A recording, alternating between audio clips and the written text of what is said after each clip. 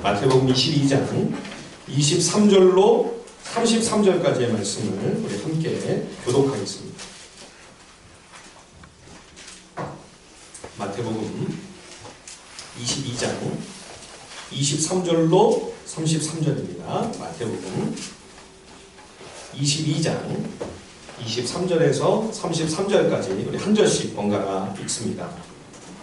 부활이 없다 하는 사두개인들이 그날 예수께 와서 물어 이르되 선생님이여 모세가 내렸으되 사람이 만일 자식이 없이 죽으면 그 동생이 그 아내에게 장가들어 형을 위하여 상속자를 세울지니라 하였나이다. 우리 중에 7형제가 있는데 마지가 장가들었다가 죽어 상속자가 없으므로 그 아내를 그 동생에게 물려주고 그 둘째와 셋째로 7째까지 그렇게 하다가 최후에 그 여자도 죽었나이다. 그런지 그들이 다 그를 취하였으니 부활 때 7 중에 누구의 아내가 되니까? 예수께서 대답하여 이르시되 너희가 성경도 하나님의 능력도 알지 못하는 거로 오해하였도다.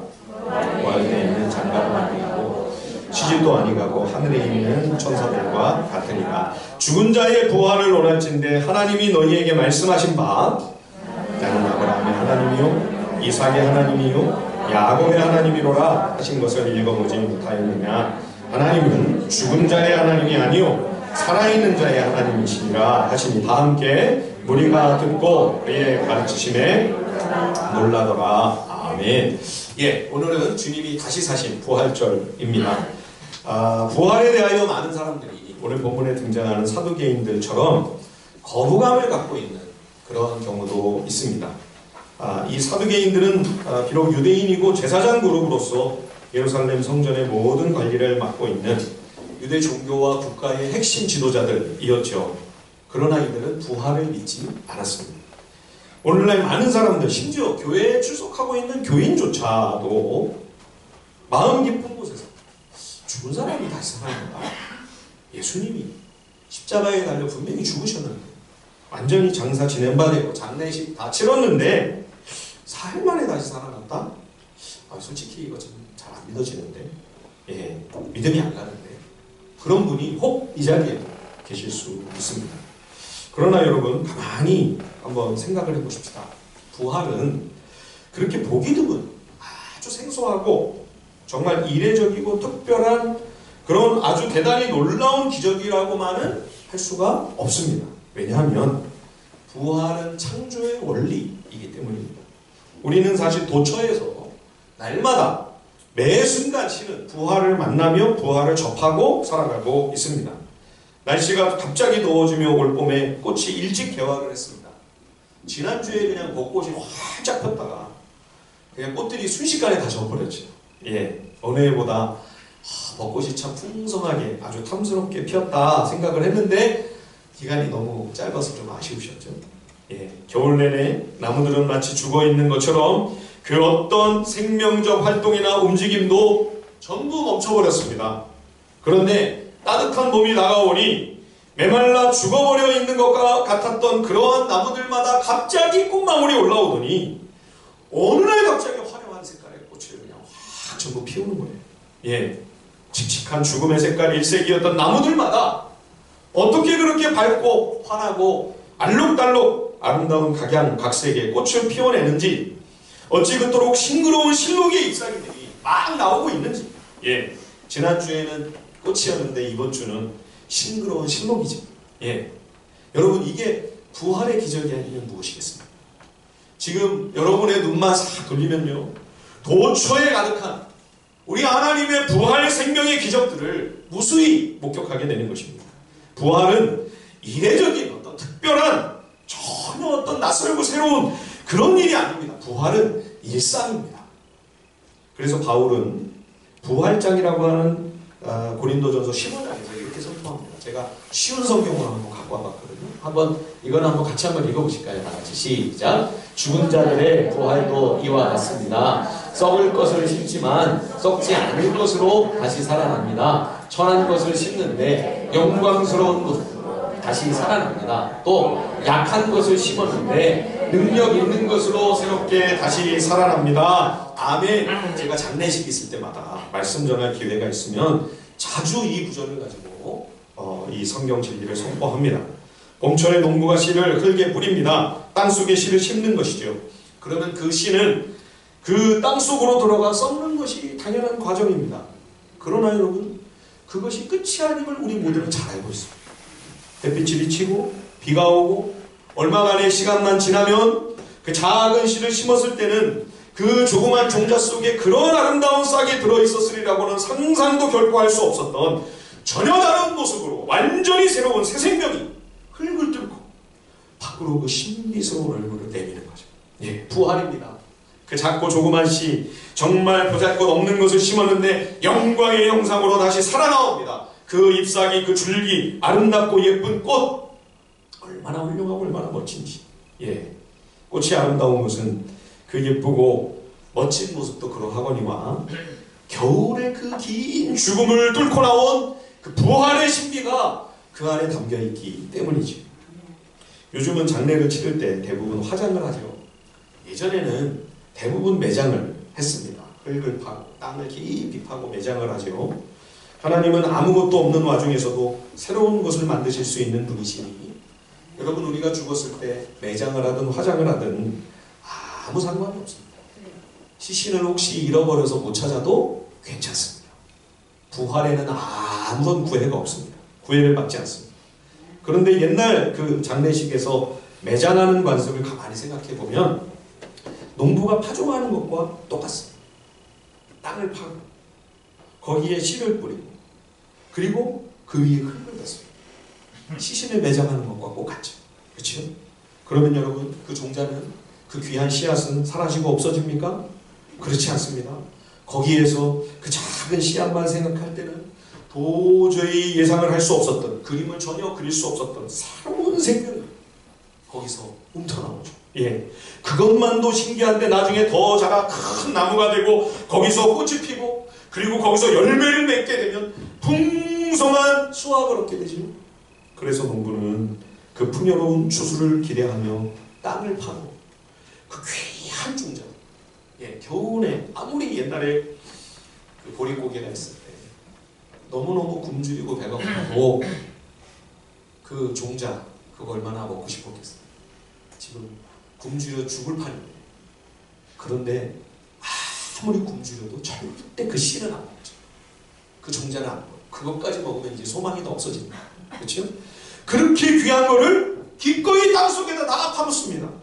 파종을 하는 농부는 이 씨앗이 다 없어지고 사라져도 그러나 아쉬워하거나 전혀 슬퍼하지 않습니다. 그것은 잃어버리는 것이 아니요, 이제 곧 풍성한 열매로 엄청난 추수와 수확으로 다시 돌아올 것을 기대하고 있기 때문입니다.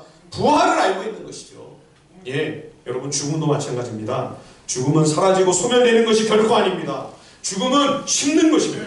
영원한 생명을 위하여 내 육체를 땅속에 심는 것, 예, 이게 죽음입니다. 장차 우리를 일으켜 영원히 살게 하신 그 하나님의 은혜를 의지하며 영원한 생명을 위하여 심는 것, 그게 장례식이에요. 예, 그러므로 죽음은 끝이 아니라 영원한 부활로 나아가는 과정입니다. 여러분, 죽음을 두려워하거나 겁내지 마십시오. 죽음은 부활, 영생으로 나아가는 관문일 뿐입니다. 죽음 없이는 부활도 없습니다. 죽음이 없이는 영원한 생명도 없습니다. 사랑하는 성도 여러분, 혹 우리에게 나에게 죽음의 슬픔과 절망이 갑작스럽게 덮쳐올지라도 우리 사랑하는 가족들에게 예기치 못한 그런 일이 일어날 수 있잖아요. 그렇죠?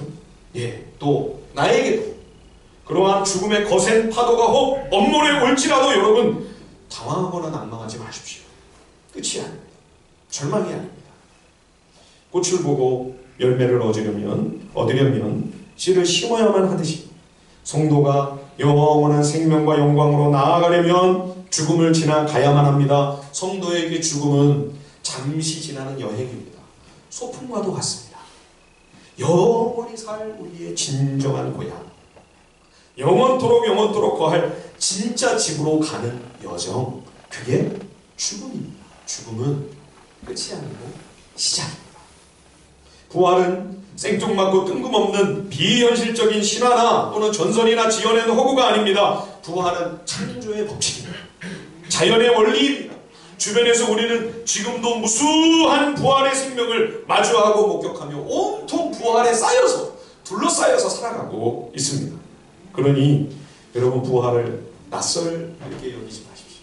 예, 비현실적인 소설이 절대 아니에요. 부활은 생생한 현실입니다. 부활은 일상이에요.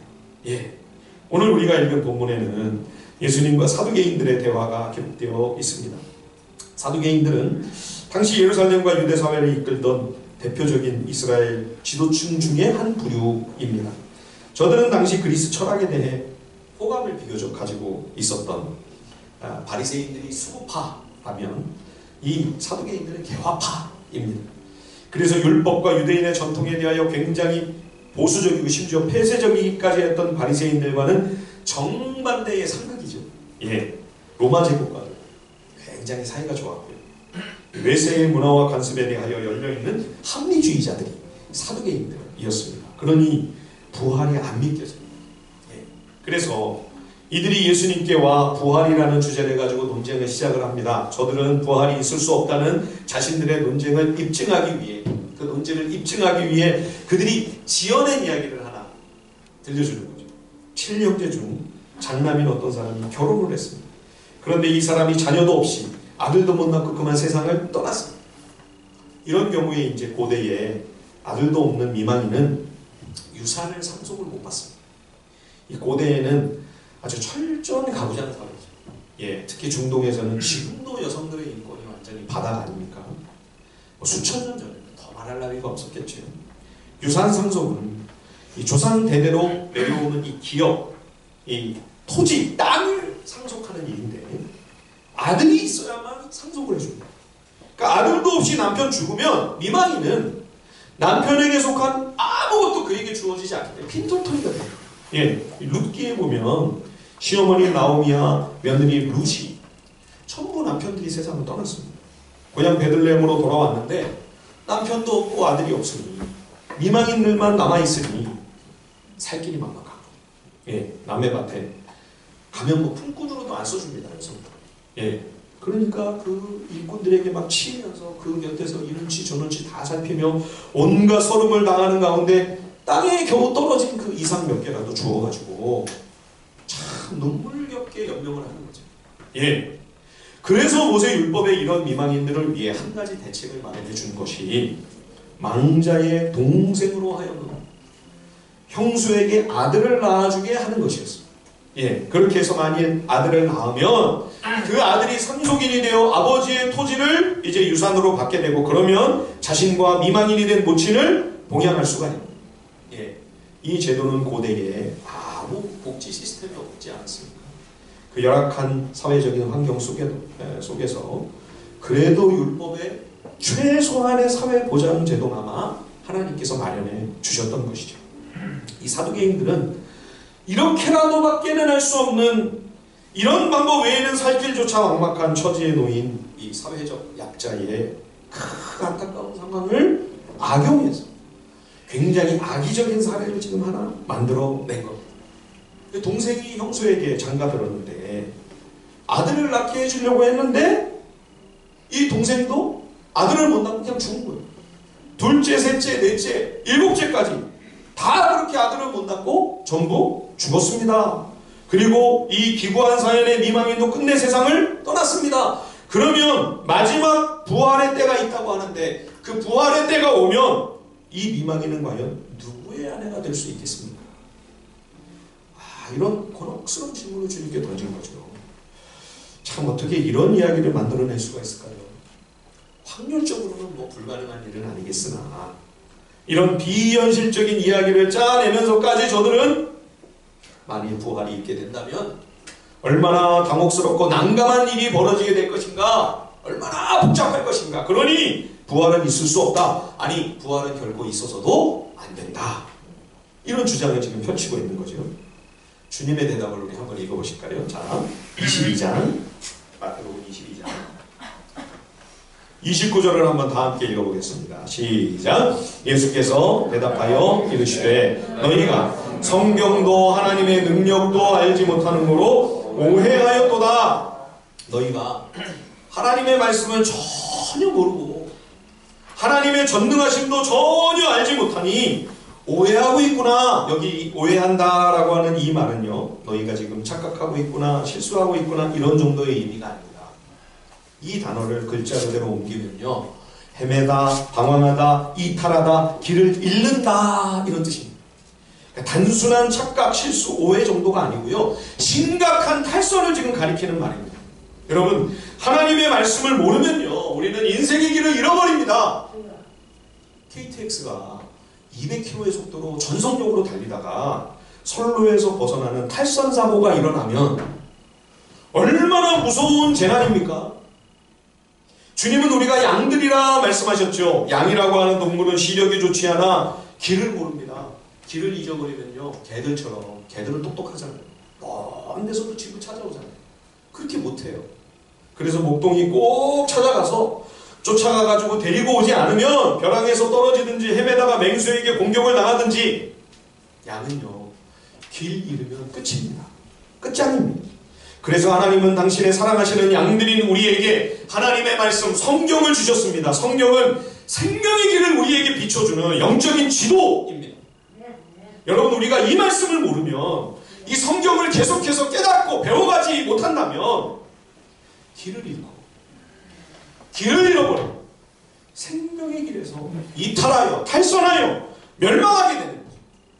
여러분, 우리가 교회에 나와서 신앙생활한다, 그거는 뭐냐? 하나님 말씀을 배우는 것을 의미합니다. 하나님 말씀을 배우는 것, 그것을 깨닫고 그 진리의 길, 그 생명의 길로 살아가기 위하여, 걸어가기 위하여 몸부림치는 거, 여러분, 이게 신앙생활이에요.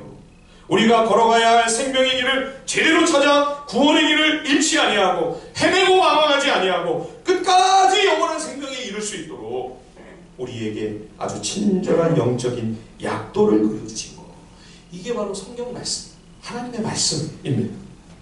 여기 29절에 이 오해한다고 하는 이 말이요, 파생어입니다. 그래서 원래 이 단어의 어근을 거슬러 올라가서 그 의미를 살펴보면 그 뜻이 뭐냐면 기만한다, 속인다, 이런 뜻입니다. 그러니까 우리가 성경을 모르면, 그래서 길을 잃으면 사탄의 속임수와 기만에 즉시 실족하고 말죠. 예.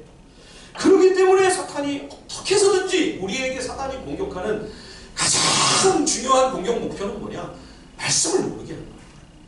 이 말씀을 깨우치지 못하고, 이 말씀을 깨닫지 못하고 그 말씀의 길로 걸어가지 못하게 하는 거.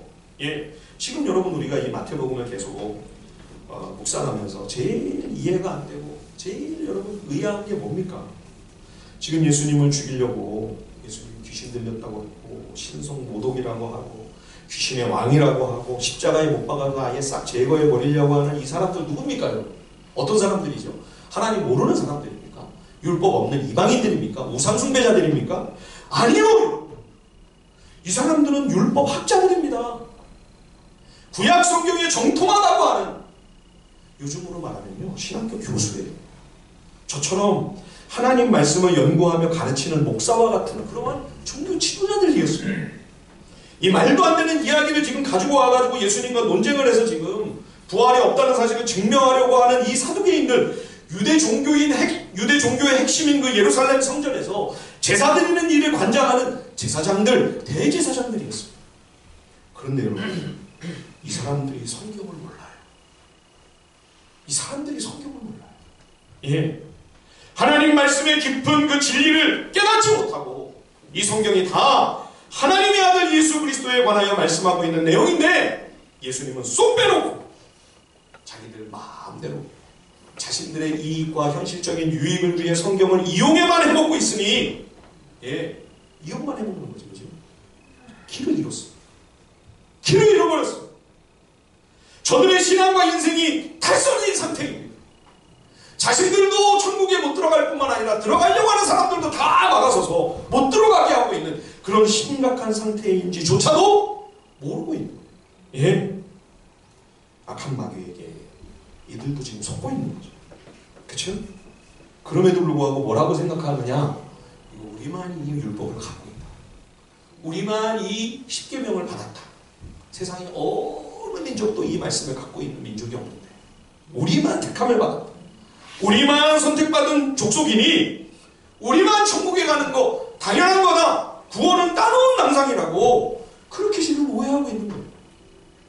얼마나 심각한 지금 속임수에 속고 있는 상황이에요. 여러분 오늘날 이단이 왜 그렇게 판을 치고 있죠? 여러분 너무 이상하지 않습니까? 뭐 무지한 사람들이라고 보니 그것도 아니에요. 대학식이나 다 졸업하고 한 사람들, 멀쩡하고 배웠다는 사람들이, 그렇게 똑똑한 분들이 말도 안 되는 이단에게 다 속아 넘어가죠. 인생을 막 다 망치는 그런 일이 막 흔하게 벌어지고 있는 거죠 지금. 예. 심지어 교회까지 나왔는데도 이단 얘기를 우리가 하고 있을 때가 아니에요. 교회까지 왔는데도 교회 안에서조차 다른 일들로 바쁘고 분주하게 만드는 거예요.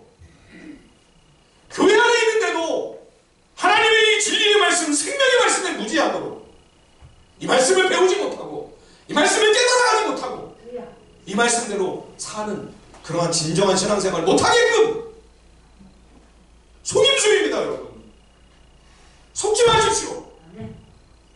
그걸 위해서 하나님의 교회가 세워진 거 아니에요. 하나님이 이렇게 많은 교회들이 있는데 왜 하나님의 좀 교회를 세우셨습니까? 다른 거 하지 말고 오직 이 한 가지에 집중하라. 성경을 깨닫고 진리의 말씀, 이 생명의 말씀을 알아가고 배우고 이 말씀대로 사는 이것 한 가지에 전심전력하라고 우리 교회 세워주신 거 아니에요? 여러분 말씀을 알아가고 있습니까? 성경을 배우고 깨달아가고 있습니까? 이 말씀대로 사는 신앙생활을 여러분 지난 18년 동안 여러분 잘하고 있습니까? 변화되고 성숙해가고 있습니까? 우리가 이 세상에서 보이스피싱이나 다른 그 잔인하고 혹독한 사기에 절대 속지 말아야 되겠지만 더 무서운 것은 영적인 사기입니다. 사단이 우리를 속아 넘어지고 실족하게 만드는, 여러분 이 사기 당하면 영원한 생명을 잃어버립니다. 절대 이 사기에는 우리가 당하면 안 돼요. 또 한 가지 우리가 성경과 함께 제대로 알아가야 될 것이 무엇입니까? 그것은 바로 우리 주 여호와 하나님의 권능입니다. 온 땅과 우주를 창조하시고 그거를 지금도 통치하시며 다스리시는 우리 주 아버지 하나님의 힘과 지혜와 그분의 파워를 우리가 생생하게 이것을 알고 있어요. 여러분들께 한 가지 묻습니다. 여러분께 있어서 우리 하나님 아버지는 그냥 머리로만 어렴풋이 하도 많이 들어가지고 그냥 머리로만 그냥 지식적으로 여러분들의 이성으로 이론으로 그냥 동의하고 있는 그런 존재입니까? 아니면 그분의 전능하심, 그분의 권능이 정말 내게 있어 확실하고 분명한 부인할 수 없는 실제입니까? 이것이 나에게 있어 무엇으로도 부정할 수 없는 너무나도 선명한 실체가 아니라면 오늘 내가 바로 여기 사도계인들이죠. 너희가 성경도 하나님 아버지의 능력도 모르고 있구나 전혀. 그래서 이런 말도 안 되는 무지한 말들을 짓거리고 있구나. 주님이 그렇게 얘기하시잖아요. 그렇죠? 그렇다면 여러분 살아계신 하나님의 그 전지전능하심을 우리가 어떻게 하면 조금이라도 그 손길을 좀 더 생생하게 우리가 느낄 수가 있을까요? 그것은요, 말씀을 순종하는 실행을 통해서만 가능합니다. 말씀을 그냥 계속 듣기만 하고 아 좋다, 은혜롭다, 오늘도 은혜 받았네, 거기서 끝나고 그 말씀을 실제 내 삶 속에서 살아내려고 몸부림치지 않는다면 여러분 우리는 50년을 교회를 다니고요, 아니 100년을 신앙생활을 한다고 해도요, 살아계신 하나님의 그 권능을 우리는 알 수 없습니다. 절대 알 수 없습니다. 그냥 이론이에요. 그 목사님이 하는 얘기고 성경에서는 나오는 얘기. 내 삶의 실제는 따로따로예요. 아무 관련이 없어요. 예. 여러분 하나님의 손길을 더 깊이 경험해보고 싶지 않으십니까? 이 성경이 이게 진짜인가? 여기 기록되어 있는 이 온갖 희한하고 신비로운 일들이 이게 진짜인지 가짜인지 여러분 확인해 보셔야죠. 여러분 이걸 확신하셔야죠. 이거는 분명히 진실이고 진리입니다. 사실입니다. 나에게 있어 이것은 실제입니다. 그게 없이 여러분이 이 자리에서 예배하고 있다면, 그 믿음이 없이 우리가 지금 예배를 해요? 어떻게 예배를 해요? 그 하나님이 어떤 하나님인 줄 알아요? 이 성경이 진짜인지도 모르는데 이게 가짜인지 뭔지도 모르면서 어떻게 이 성경을 펼쳐놓고 우리가 무슨 예배를 해요? 그런 하나님을 우리가 어떻게 찬양해요? 그렇다면 여러분, 우리는 지금 세상에서 가장 어리석은 바보짓을 하고 있는 거죠. 다 그냥 그만두고 집에 가셔가지고 그냥 쉬시는 게 낫습니다. 차라리 텔레비 보고 바람 쐬러 어디 나가시는 게 나아요. 차라리. 그러나 여러분, 이 말씀이 진짜라면, 거짓말이 아니에요. 하나님의 진리, 성경에 기록된 이 모든 사건들이 정말 실제로 있었던 일이라면, 예수님의 부활이 정말 사실이라면 여러분, 그것이 하나님 아버지의 진정한 전능하신 일이라면 그거를 나도 확신해야죠. 내게도 그게 믿어지. 그게 나에게도 확실하고 선명하고 분명히 해야죠. 여러분, 어떻게 우리가 그런 믿음을 가질 수 있을까? 하나님 말씀을 순종하셔야 하나님이 일하십니다. 예, 말씀을 따라가면요, 잃어버리는 게 많을 것 같아요. 그러면 손해볼 텐데, 바보 될 텐데. 그러나 그럴지라도 이게 분명히 내게 주신 주의 말씀이다, 하나님이 기뻐하시는 뜻이 분명하다, 그러면 여러분 바로 실천에 옮기십시오. 실행에 옮기세요. 그때 주님이 일하십니다. 살아계신 하나님의 손길을 그때 우리가 비로소 경험하게 됩니다. 하나님이 나를 사랑하시는구나, 하나님이 나와 함께 하시는구나, 그 하나님이 정말 전능하신 능력의 주님이시로구나, 그 사실을 우리가 분명히 믿고 신앙생활 할 수 있습니다. 우리가 그런 하나님을 더 깊이 경험하고 목격하게 될 때에 여러분, 성경에 있는 모든 기록이 다 믿어지기 시작합니다. 그 모든 기적, 그 놀라운 일들, 그리고 예수님이 사흘 만에 다시 살아나신 이 부활도 무슨 지어낸 이야기나 동화나 신화가 아니라 생생한 현실임을 확신할 수 있게 되는 것이죠. 여러분, 이 믿음 없이 우리가 예수 믿는다, 교회 다닌다, 신앙생활 한다, 다시 한번 생각하십시오. 나를 속이는 거죠. 거짓말이에요. 그건. 그렇지 않습니까? 나를 속이지 않기 위해서 여러분, 하나님의 말씀으로 깊이 들어가요. 이 말씀이 진짜인지 아닌지, 진실인지 거짓말인지 실험하셔야죠. 이 말씀을 붙들고 하나님 앞에서. 사두개인들은 성경도 하나님의 능력도 전혀 몰랐기 때문에 부활에 대해서도 확신할 수가 없었던 것입니다. 그리고 또 하나 이들이 몰랐던 것이 있습니다. 예, 부활에 관한 두 가지 중요한 사실인데요. 자, 30절 말씀 우리 한번 다 같이 한번 읽어볼까요? 마태복음 22장. 마태복음 22장 30절 다 같이 한번 한 목소리로 다시 한번 읽어보겠습니다. 시작. 부활 때에는 장가도 아니가고 하늘에 있는 천사들과 같으니라. 예, 그럼 부활이 되면, 천국에 가면 이 땅에서 부부였던 관계도 다, 남편도 아내도 싹 다 리셋이 돼가지고 완전히 서로 전혀 모르는 남남처럼 된다는 그런 말씀인가요? 여러분의 얼굴이 갑자기 밝아지고 환해지시는 것 같습니다. 예, 일부에 예배를 드리는데 제 아내의 얼굴이 제일 환하더라고요. 막 부활이 막 소망이 되고 막 천국이 기다려지고 막 그런 것 같아. 갑자기 장가도 시집도 안 가고 하늘에 있는 천사같이 된다. 이 말씀을 여러분 우리가 오해하기 참 쉽습니다. 예, 부활에 관하여 우리는 두 가지를 꼭 염두에 두어야 합니다. 부활은 이 세상에서 우리의 짧은 삶과 계속 연속이 되어 이어지는 부분도 있고, 이게 부활의 연속성입니다. 예, 부활의 연속성. 또 하나, 완전히 전과 다르게 새롭게 되는, 완전케 되는, 온전히 회복되는 부활의 완전성. 이 두 가지를 우리는 꼭 기억해야 돼요. 우리는 부활의 완전성은 많이 생각하고 많이 이야기해 왔는데, 이것에 대해서는 잘 알고 있는데, 부활의 연속성에 대해서는 많이 놓치는 거예요. 이런 말씀이 있으니까. 그렇죠? 30절이 부활 때는 전부 다 원점으로 돌아가 모든 것이 전부 처음부터 다시 시작하는 것이니 그런 거 그때만 기다리고 있으면 된다. 감나무에서 입 딱 벌리고 감 떨어지기만 기다리듯 아무것도 안 하고 부활 때만 기다리고 있는 거예요. 예, 이단에서 그러잖아요. 시한부 종말로. 그렇죠? 그게 비성경적이라는 거. 예, 아무것도 안 하고 집 팔고 땅 팔고 농 팔고 직장 다 때려치우고, 그렇죠? 주님 곧 오신다고 가가지고 박수 치고 예배만 드리면서 기도만 하면서 주님 오시기만 기다리고 있는 거예요. 그거는 여러분 신앙이 아니에요. 주님이 그럴 때 오신다고 그랬나요? 아니요. 여러분들이 주방에서 주부들이 밥하고 있을 때 그때 주님이 오신다고 했어요. 그렇죠? 우리 남편들이 직장에 나가서 열심히 땀 흘리고 일하고 있을 때 그때 주님이 오신다고 하셨잖아요. 마태복음 24장. 그렇죠? 그러니까 아무것도 안 하고 있으면서 그래 부활만 오면 주님 재림만 하시면 다 해결되겠구나.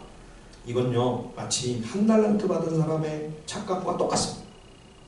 마태복음 25장에 보면 달란트 비유가 나오는데 주인에게 한 달란트 받은 사람이 받자마자 그냥 가가지고 땅속에 묻어만 놔뒀어요. 주인이 다시 돌아오니까 그거 땅 파가지고 한 달란트 찾아가지고 그대로 들고 주인 앞에 가져갔습니다. 주인이 약하고 게으른 종이다. 크게 책망하면서 아주 차갑게 내쫓아버립니다. 그렇죠? 그런데 2달란트와 5달란트 받았던 종들은 가져가서 열심히 애를 써서 이것을 불렸습니다. 그래서 그 남긴 것을 다 주인이 준 것과 함께 가지고 왔죠. 그 두 사람은 가져온 달란트의 무게나 액수나 그 양과 상관없이 똑같은 칭찬을 받습니다. 한 사람은 10달란트를 갖고 왔고 한 사람은 4달란트를 갖고 왔는데, 그렇죠? 근데 칭찬이 똑같아요. 한번 우리 볼까요? 마태복음 25장 21절, 23절이 똑같습니다. 자, 한번 한 목소리로 같이 한번 읽어보시죠. 시작! 주인이 이르되 잘하였구나 착하고 네가 작은 일에 충성하였음에 내가 많은 것으로 내게 맡기리니 내 주인의 즐거움에 참여할지어다. 아멘. 작은 일에 충성했다. 여러분 한 달란트가 얼마예요? 한 달란트? 예, 순금 30kg가 넘습니다. 한 45kg 정도 된다라고까지 보는 사람들도 있습니다. 그러니까요 한 달란트가요 어마어마한 액수입니다. 그 당시 노동자의 약 한 20년치 연봉에 해당하는 큰 액수입니다. 근데 2달란트, 5달란트를 맡겼으니 얼마나 어마어마한 거예요. 근데도 그게 작은 거라고 하시면서 충성한 종들에게는 더 많은 것을 맡기겠다. 예. 그러니 여러분 우리가 장차 부활 때 하나님께서 충성스러운 성도들에게 허락하실 그 영원한 하나님 나라의 기업, 영원토록 그의 사랑하시는 성도에게 상속해 주실 하나님 나라의 영원한 유산은 얼마나 도대체 영광스럽고 얼마나 찬란하고 얼마나 대단한 것이겠습니까? 예.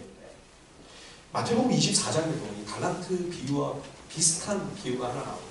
악한 종과 그리고 신실한 종을 이렇게 비교하시는 그런 비유가 나오는데요. 그 말씀 한번 우리 거기도 한번 읽어볼까요? 마태복음 24장 46절 47절 다 함께 한번 읽어보겠습니다. 시작! 주인이 올 때에 그 종이 복이 있으리로다. 내가 진실로 너희에게 이르노니 주인이 그 모든 소유를 저에게 맡기리라. 아멘. 예, 이 세상에서 주님이 내게 허락하신 그 작은 일에 그 평범하고 별것도 아닌 것 같은 그 소소한 일상 속에서 하나님 말씀 앞에서 그 말씀대로 하나님 뜻대로 하나님이 기뻐하시는 길을 걸어가며 그 작은 일에 충성하는 그 성도에게 하나님은 하나님의 모든 것을 맡기시겠다. 예, 여러분 우리가 이 땅에서 오늘 지금 하나님 앞에서 살아가는 내 믿음, 최선을 다하는 나의 그 성실한 삶이 부활 이후 영원까지 이어지는 거예요. 그쵸? 부활의 연속성. 예. 부활 때 우리가 천국 가서 아무 일도 안 하고 그냥 맨날 먹고 마시고 놀기만 합니까? 아니요, 여러분. 잔치도 물론 하지만 영원토록 우리에게 또 맡겨질 사명이 있습니다. 여기 맡기리니 계속 말씀하시죠. 그렇죠? 그러나 여기서처럼 할 수 없이 억지로 마지못해 하는 그런 일이 아니고요.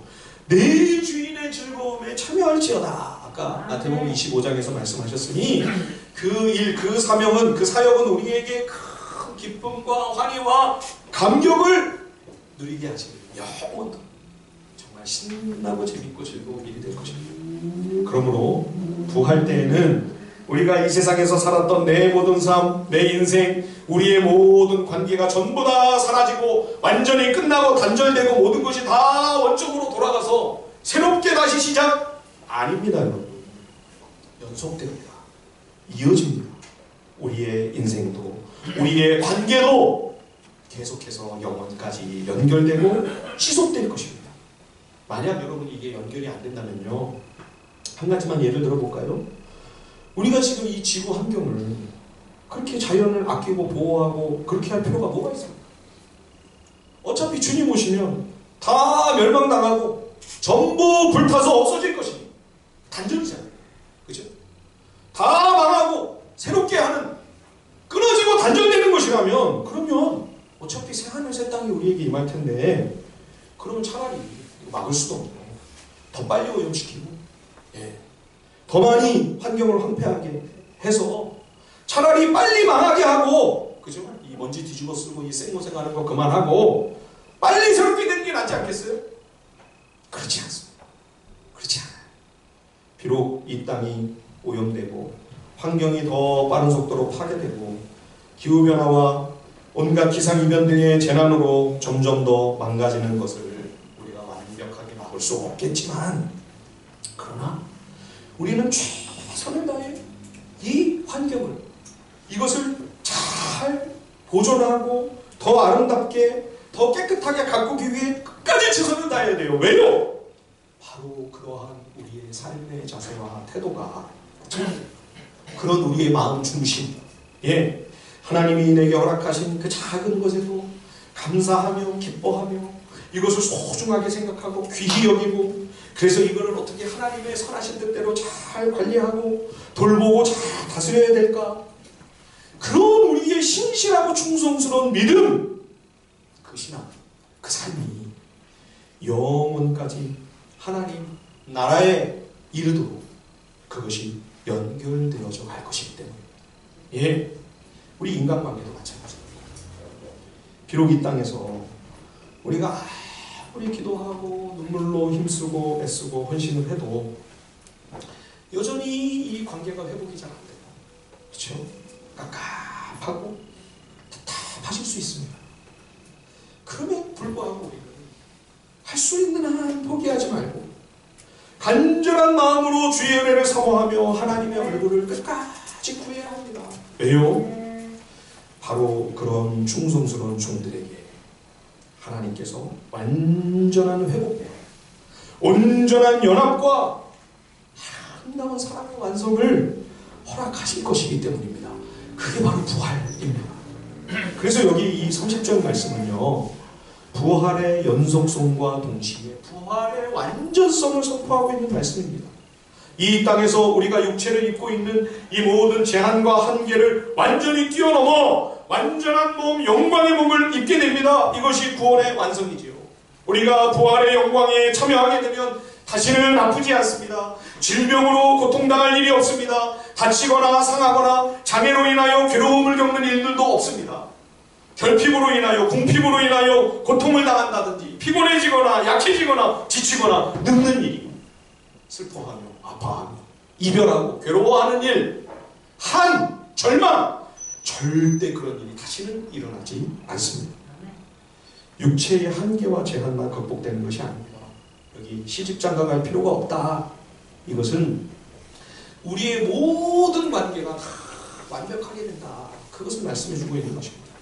이 땅에서는 우리의 연약함으로 인해서 부부를 만약 예로 든다면 결혼이라고 하는 이 공적인 약속, 언약으로만 딱 맺어져야 서로의 혹시 이 뜨거운 사랑의 마음이 뭐 얼마 못 가잖아요. 그렇죠? 근데 식어져도 이 의무와 책임으로라도 신실함을 지키며 서로에게 정절과 신의를 다하게 됩니다.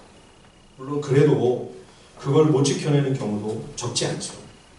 하지만 부활 때에는 영원토록 온전한 사랑으로 완전한 연합을 이루게 하십니다. 이 땅에서도 우리는 꿈꾸고 소원하지만 그러나 여기서는 온전히 이루어지지 않는 불가능한 완벽한 사랑의 관계, 완전한 하나됨, 완벽한 연합, 그것이 부활 때 비로소 실현이 되는 것이죠. 예. 또한 우리의 얽히고 설킨 모든 복잡했던 아프고 괴로웠던 관계들도 다 온전케 됩니다. 미움, 증오, 다툼과 분쟁, 쓰라린 상처를 주고받을 수밖에 없었던 우리의 모든 관계, 심지어 아무리 사랑하는 그런 관계라도 사랑만으로는 불가능해서 애증의 관계가 될 수밖에 없었던 그런 모든 관계들까지도 부활 때에는 온전히 사랑으로만 가득하고 충만하게 되는, 이것이 바로 부활인 거죠.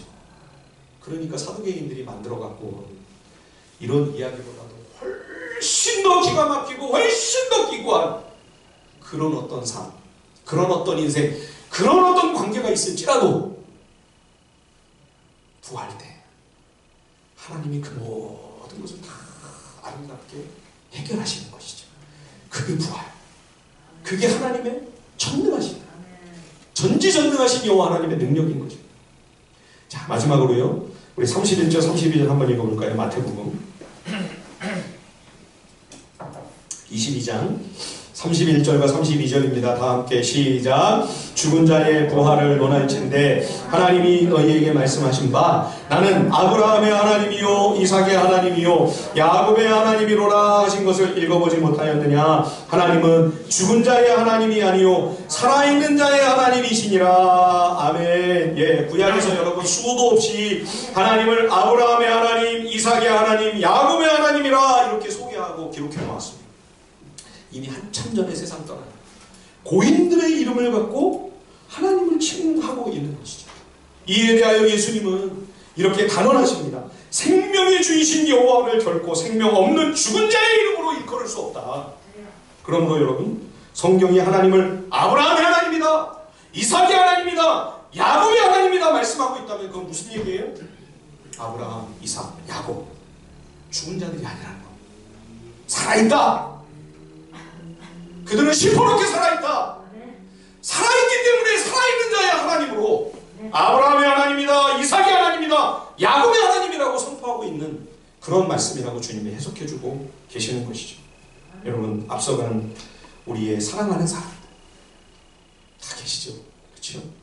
정말로 귀중하고 정말 소중했다. 그들이 정말 하나님이 그들의 하나님이시라면 그들은 지금 어떤 상태에 있다는 것입니까? 전부 살아있는 것이죠. 우리는 우리 입장에서 죽었다, 돌아가셨다, 고인이다 그렇게 이야기하지만 하나님께는 결코 그런 일이 있을 수 없다는 거죠. 살아있습니다. 저들도 지금 하늘에서 우리와 함께 예배하고 있습니다. 함께 찬양합니다. 함께 하나님께 영광을 올려드립니다. 우리도 이제 그 영원한 천국 생명 공동체에 함께 참여하여 거기서 영원토록 하나님을 높이고 찬양하고 하나님께 영광을 올려드리게 될 것입니다. 머지않아. 예. 하나님은 우리의 하나님이십니까? 여러분, 하나님은 나의 하나님이십니까? 그러면 우리는 어떤 존재입니까? 나는 어떤 사람입니까?